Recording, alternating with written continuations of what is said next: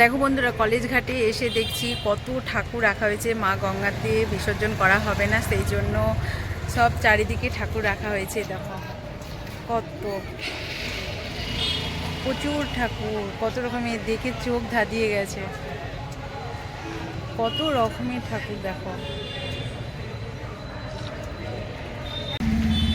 বন্ধুরা। দেখো কিউট মা সরস্বতীটা কত সুন্দর দেখতে। আমি ভালো করে কাছ থেকে আবার এগিয়ে গিয়ে দেখলাম। এখানে কিন্তু সবই মা সরস্বতী, বুঝলে বন্ধুরা। এখানে যা ঠাকুর দেখছো সব মা সরস্বতী। কি অপরূপ দেখতে লাগছে না বলো। এখানে যত মা সরস্বতী আছে, ছোট থেকে বড়, এক এক রকম ভাবে তৈরি করা হয়েছে। মানে নিজের চোখে না দেখলে ভাবা যাবে না বন্ধুরা, কতটা সুন্দর আর কতটা অপরূপ দেখতে লাগছে, ধারণার বাইরে।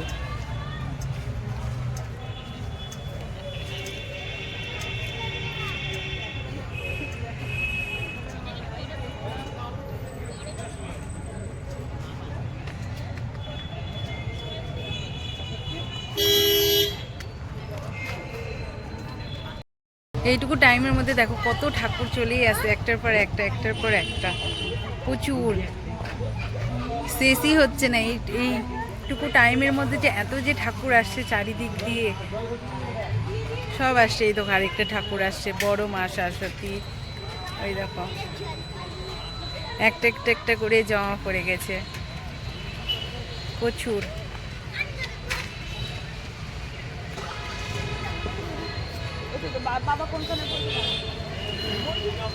একটা একটা করে চলেই আসছে দেখো। এই দেখো, এই বটগাছটার গুড়াতেও দেখো কত ছোট ছোট মা সরস্বতী, মা লক্ষ্মী, প্রচুর ঠাকুর আছে, প্রচুর প্রচুর, অনেক, মানে দেখেই শেষ করতে পারা যাচ্ছে না। এদিকেও আছে অনেক অনেক। এই দেখো, এই দেখো গোটা গাছ জুড়ে চারিদিকটা মানে ভর্তি। তো দেখো কি ভালো লাগছে চারিদিকটা, মানে এত সুন্দর লাগছে না, মানে অপরূপ দেখতে লাগছে। এই দেখো,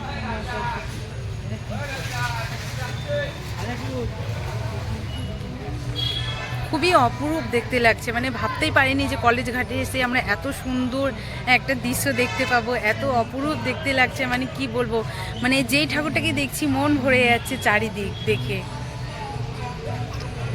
যদি তোমাদের দেখার ইচ্ছে হয় তাহলে তোমরা একবার এসে দেখতে পারো আমাদের এই বহরমপুর কলেজ ঘাটে, তো তোমাদের ভীষণ ভালো লাগবে।